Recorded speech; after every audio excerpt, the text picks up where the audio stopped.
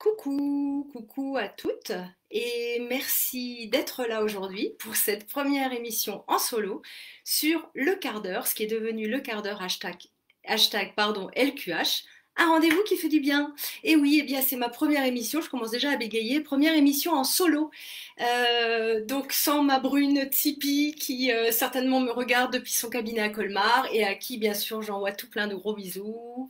Bisous, bisous, bisous. Merci à toi d'être là, de t'être connecté aujourd'hui. Alors, changer une habitude en 3 temps. Moi, j'aime beaucoup cette citation. Oui, je vois que Tipeee est en ligne. Bisous Tipeee. Donc moi, j'aime beaucoup cette citation de Terry Pratchett. C'est un écrivain britannique qui a dit: de toutes les forces de l'univers, la plus dure à surmonter, eh bien, c'est la force de l'habitude. Alors, c'est vrai, près de la moitié des choses que nous faisons au quotidien, eh bien, ce sont des habitudes, des gestes que nous effectuons de manière routinière, machinalement, sans y penser. Donc, c'est vraiment le poids des habitudes, c'est pas juste un mot, c'est un vrai concept, j'allais dire, et ça nous concerne tous et toutes. Alors, moi, les habitudes, les rituels, les routines, eh ben, c'est mon truc et on va en reparler parce que bien entendu, j'ai dans mon sac de Mary Poppins pas mal de conseils et de petites astuces que j'aimerais partager avec toi. Alors, je suis Barbara Ribel, coach happiness. J'aide les femmes qui bougent, comme toi, à se préparer au bonheur. Alors, justement, comment semer une bonne habitude ou comment changer une habitude qui nous dérange? Je le disais tout à l'heure, ça se fait en 3 temps. Alors, la première chose que je t'invite à faire, c'est à identifier le déclencheur de ton habitude.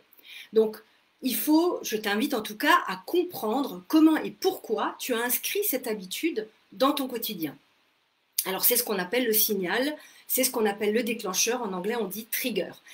Imaginons que tu veuilles te débarrasser d'une habitude parce qu'elle ne te réussit pas. Alors je vais en donner quelques exemples.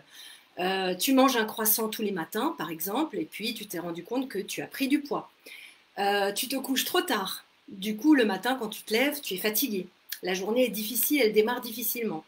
Ou alors, tu es accro à ton smartphone et finalement, tu te rends compte que ça te stresse et que tu n'as plus une minute à toi. Alors ça ne me concerne pas du tout. Mais, mais je suis sûre que ça en concerne quelques-unes. Toute habitude est conditionnée par un déclencheur, un signal. Donc, par exemple, pour revenir à ce que je disais tout à l'heure, tu achètes ton croissant parce que la boulangerie, bah, il se trouve qu'elle est juste sur ton chemin quand tu vas au travail. Et puis éventuellement, il y a de bonnes odeurs qui s'échappent de la boulangerie, des bonnes odeurs de pain frais. Et du coup, eh bien, et puis c'est aussi très pratique pour toi, et bah, du coup, tu vas manger ton croissant. Autre exemple, pour en revenir à ce que je disais tout à l'heure, tu te couches tard parce qu'avant d'aller au lit, bah, tu vas faire un tour sur les réseaux sociaux, tu veux savoir ce qui se passe, tu veux connaître les dernières nouveautés, tu veux rester en contact avec les gens que tu suis, les gens que tu aimes, les gens qui sont tes amis. Et puis, bien entendu, tu ne vois pas le temps passer, on sait bien toutes, comme cette habitude est chronophage. Donc, ça, c'est encore un signal. Autre signal, par exemple pour l'histoire du smartphone auquel tu es ou tu n'es pas accro, eh bien tu vas te rendre compte, tu vas prendre conscience que tu consultes ton smartphone à chaque fois que tu as un coup de mou dans la journée. Le moment qui précède l'action que tu appelles ton habitude, eh bien c'est aussi le signal qui va déclencher cet automatisme. Alors, par exemple, je vais encore une fois illustrer mes propos pour que ça soit plus clair. Si tu es addict à ton smartphone, le signal, bah, c'est le petit coup de pompe.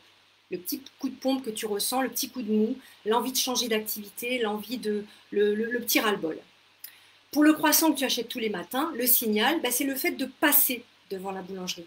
Donc ça peut être, tu vois, un signal tout à fait physique, hein, quelque chose qui est dans ton quotidien, inscrit dans ton quotidien.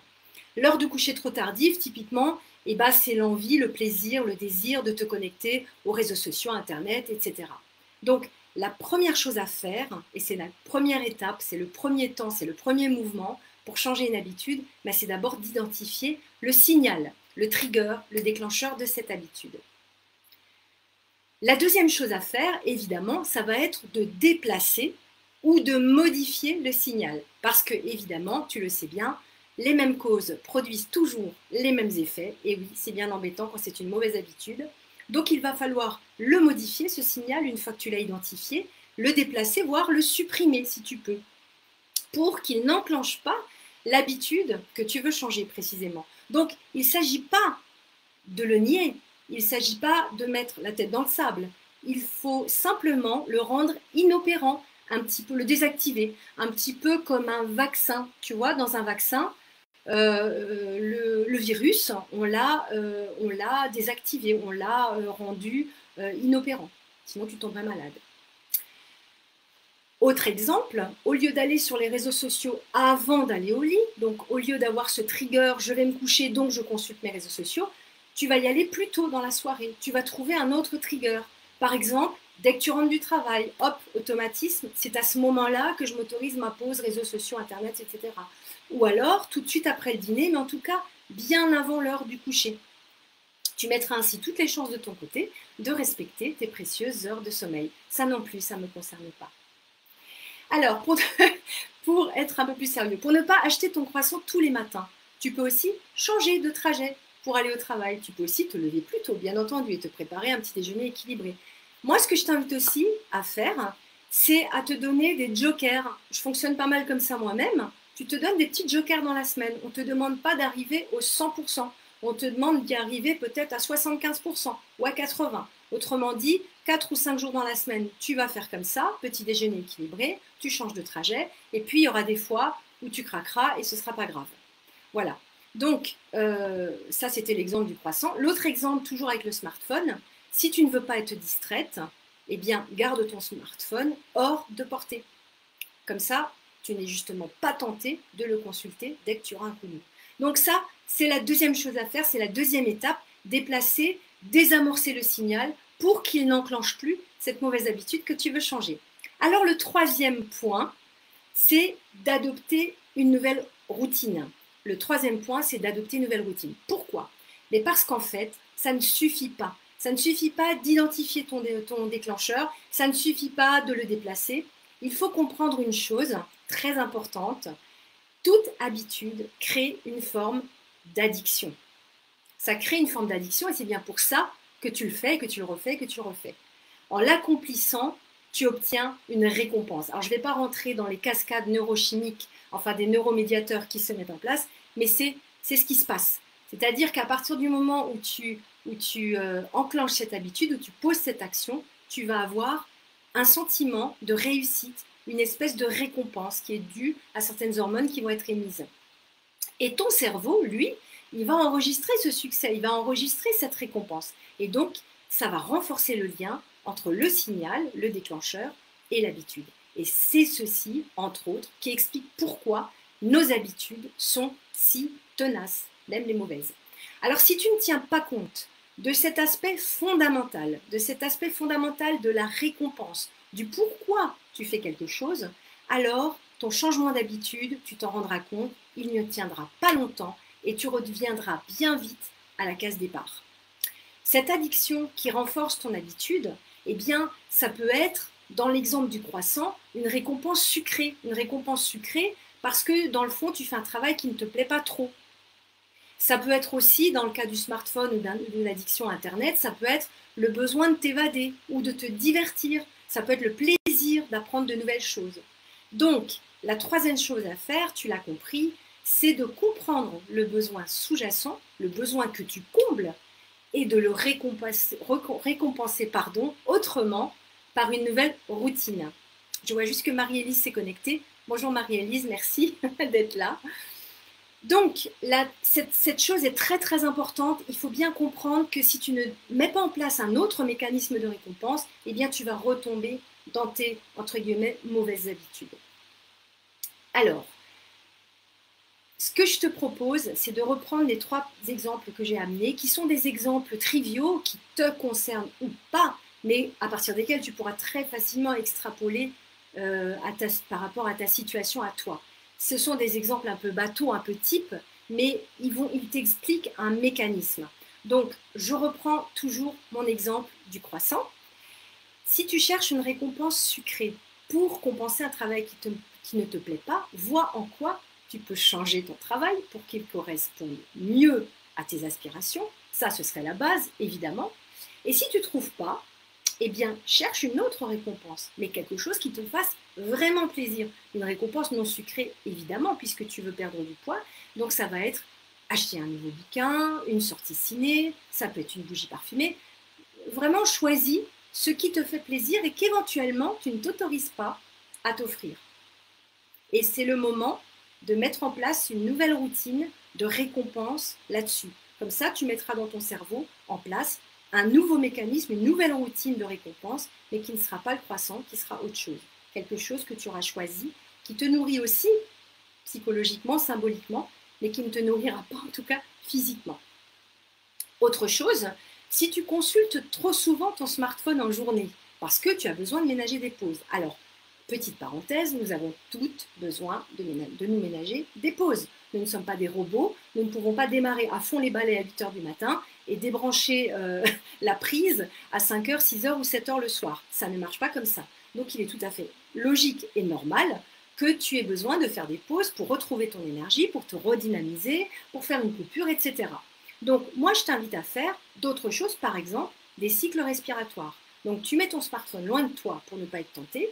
Et quand tu as besoin d'une pause, au lieu de de jeter un œil sur les réseaux sociaux ou autre chose, eh bien tu fais un cycle respiratoire. Moi j'utilise une application de cohérence cardiaque qui est gratuite et qui s'appelle Respirelax et qui est vraiment très sympa pour enchaîner des petits cycles respiratoires pendant 5 minutes. Tu as une petite bulle qui monte et qui descend, un petit curseur qui monte et qui descend. C'est très ludique, c'est très sympa. 5 minutes sont vite passées et puis tu verras que l'effet d'apaisement est là. Tu peux aussi aller prendre l'air. Ça, c'est vraiment comme tu peux, comme tu veux. En ce qui me concerne, comme je fais du coaching vocal, je fais souvent une pause pour aller chanter. Alors bien entendu, quand tu es dans un open space, c'est un peu plus compliqué d'aller chanter quand tes collègues sont autour. Donc à toi de trouver la petite routine sympa, mais qui ne sera pas le smartphone, qui sera autre chose et qui va te nourrir. J'insiste beaucoup là-dessus, une routine ne marche que si elle te fait plaisir. Sinon, tu ne tiendras pas sur la durée. Alors, troisième exemple que j'avais noté, c'était l'exemple de se coucher tard. On se rend compte que le matin, on est fatigué, qu'on rentre dans un cercle où on est irritable, etc. Où on est peut-être même un petit peu en état semi-dépressif, un peu humeur noire, etc. Donc, effectivement, se coucher tôt, dormir tôt, c'est important. Mais par contre, c'est vrai que tu as aussi le droit, effectivement, de te divertir, de faire une pause. Et si ta pause à toi, c'est d'aller sur Internet ou c'est d'aller consulter les réseaux sociaux, il n'y a pas lieu de se sentir coupable ou de se sentir mal. C'est ton droit le plus strict, évidemment. Là, je prêche pour ma paroisse, évidemment. Donc, mais ce que tu peux faire, c'est à ce moment-là, utiliser certains moments de la journée ou le début de soirée pour le faire en pleine conscience. Donc, au lieu de de voler ce temps à ton précieux sommeil, à tes précieuses heures de sommeil, eh bien, tu le planifies en journée, tu te dis, voilà, moi, de 1 h de l'après-midi à 1 h 15, d'abord j'écoute le quart d'heure avec Barbara Etzipi et tous les autres intervenants, et ensuite, je m'offre un quart d'heure de surf ou une demi-heure de surf sur mes réseaux sociaux. Pourquoi pas? À toi de voir ce qui peut te plaire. Il faut évidemment aussi te fixer une limite de temps, parce que tu sais très bien à quel point c'est chronophage, en tout cas moi, je le sais. Donc, pour récapituler sur cette troisième étape, la troisième chose à faire pour changer une mauvaise habitude, eh bien, c'est de trouver un autre système de récompense, une autre réponse à ton besoin sous-jacent. J'appelle ça l'adoption d'une nouvelle routine. La routine, c'est un ensemble de gestes qu'on pose quotidiennement ou en tout cas très souvent. Et on va voir ça prochainement. On va aussi voir en effet comment une routine toute simple, facile à intégrer dans ton quotidien, peut avoir de grands effets à la longue. Alors, je récapitule. Pour changer une habitude en 3 temps, il faut, premièrement, identifier le signal qui déclenche l'habitude que tu veux changer. Deuxièmement, désactiver ce signal ou l'éliminer si tu le peux. Et troisièmement, identifier la récompense qui renforce cette habitude. Et puis, bien entendu, adopter une nouvelle routine, positive cette fois, pour nourrir ce que tu cherches à combler, ton besoin que tu as besoin de nourrir, qui doit être comblé. Voilà.